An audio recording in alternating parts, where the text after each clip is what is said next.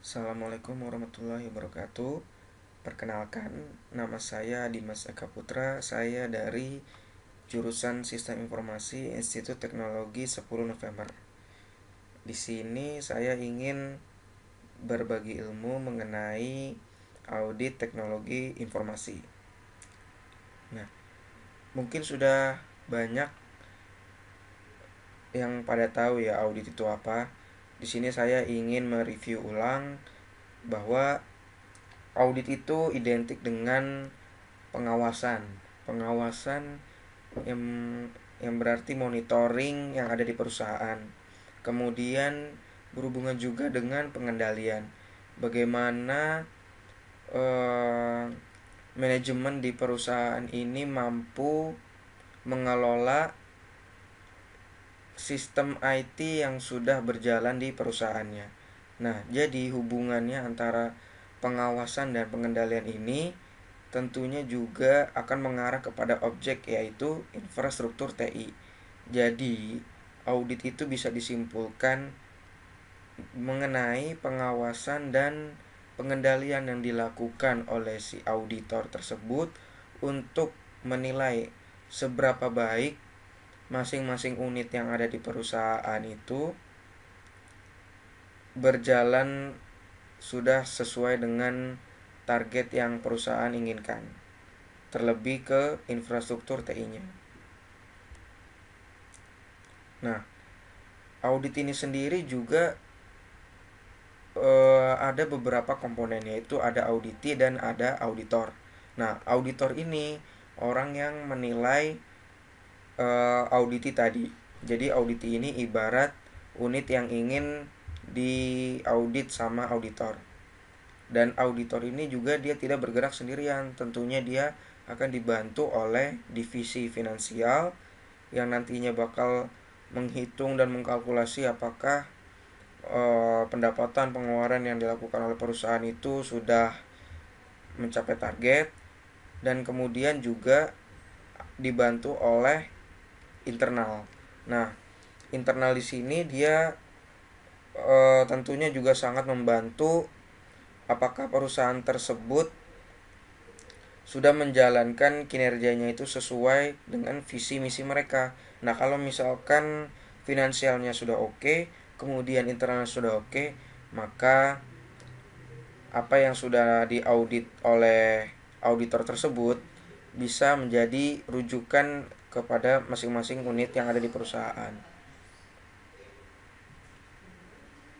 Nah, kita juga harus tahu nih, ngapain sih sebenarnya auditor itu mengaudit perusahaan. Penting nggak sih sebenarnya audit itu perlu ada? Nah, penting banget sebenarnya. Kenapa? Soalnya infrastruktur TI itu pasti berhubungan dengan yang namanya aset. Nah, kalau di perusahaan, aset ini sangat penting. Bisa jadi dia sumber penghasilan di perusahaan itu. Nah,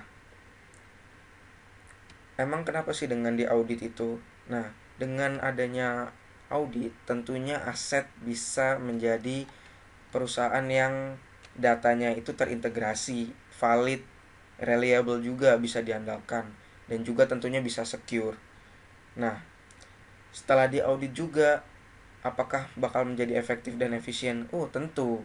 Karena kita segala sesuatu melakukan pekerjaan di perusahaan, kita tidak tahu apakah yang kita kerjain ini sudah benar-benar sudah sesuai dengan targetnya perusahaan yang diminta apa belum ya. Nah, makanya gunanya audit ini untuk mengukur seberapa efektif dan efisien pekerjaan kita ini. Nah, setelah data yang diaudit itu sudah terintegrasi, bisa diandalkan, dipercaya, kemudian sudah terbukti efektif dan efisien hasil auditnya, barulah kita bisa menilai bahwa auditor itu akan melihat, wah, bahwa pencapaian yang dilakukan oleh perusahaan ini untuk bulan ini dan pada tahun ini sudah memenuhi target sekian-sekian. Yang belum memenuhi target apa saja. Itu bakal dipaparkan oleh auditor kepada masing-masing unit supaya masing-masing unit di perusahaan itu semakin baik kinerjanya. Nah, itu secara garis besar fungsi dari audit TI. Ya, bagaimana sih kriteria utama supaya menjadi auditor? Sebenarnya auditor itu bukan sembarangan orang bisa mengaudit ya. Karena kalau cuman mengandalkan ilmu ilmu sekolah, kemudian tidak mendapat pengakuan dari mana-mana, itu juga perlu dipertanyakan auditornya. Jadi yang paling utama dari seorang auditor itu pertama ialah rasa ingin tahu. Kita nggak bisa meminta orang yang, ya katakanlah dia sudah mempunyai pengalaman, yaitu belajar mengenai audit, tapi dia tidak mempunyai semangat bahwa dia pengen menjadi auditor, dia ingin menilai. Nah, kita tidak bisa menjadikan orang tersebut menjadi auditor, karena menjadi auditor itu selain rasa ingin tahunya tinggi, dia juga pengen belajar, selalu ingin belajar. Karena yang namanya audit itu bukan pekerjaan yang mudah. Dia bakal terus mengevaluasi, menilai, entah itu tiap bulan, tiap tahun, bagaimana kinerja dari perusahaan tersebut. Nah, yang ingin tahu ini diantaranya itu adalah implementasi TI di perusahaan. Karena ini berhubungan dengan audit TI, jadi tentunya kita juga harus tahu bagaimana sih sebuah perusahaan ini mengimplementasikan infrastruktur TI-nya ini. Bagaimana sih perusahaan ini mampu mengelola dan memaintenance TI-nya ini secara berkala. Bagaimana perusahaan ini mampu apabila terjadi kendala, terjadi permasalahan, ini mampu diatasi dengan baik. Nah, auditor ini menilai seberapa baik perusahaan ini menjalankan implementasi di perusahaannya. Kemudian yang berikutnya, ya proses bisnis. Selain auditor ini tahu bagaimana perusahaan itu bisa mengimplementasikan TI-nya, dia juga harus terutama mengetahui yang namanya proses bisnis perusahaan. Kalau dia nggak tahu proses bisnisnya, dia tidak berhak menjadi auditor. Karena dua core ini penting, implementasi TI dan proses bisnis ini, supaya dia bisa menilai dan memberikan solusi kepada unit-unit yang menjalankan di perusahaan tersebut. Nah, contohnya kita ambil contoh yaitu bank. Bank ini perusahaan yang besar tentunya karena memiliki banyak nasabah dan juga didukung oleh infrastruktur TI yang tentunya tidak sedikit untuk investasi TI-nya tersebut. Nah, biasanya apa sih yang bank ini perlukan dari seorang auditor? Bank ini pengen auditor yang bagaimana sih sebenarnya? Nah, salah satunya bank mengharapkan auditor yaitu yang mengetahui banking operation. Di sini auditor diharapkan dia mengerti operasional bank, bagaimana setiap divisi ini bank bekerja, bagaimana orang-orang dalamnya ini dapat menjalankan tugasnya masing-masing. Nah, ini auditor yang terdapat di bank ini harus mengetahui banking operation. Tidak salah lagi yang berikutnya adalah IT system.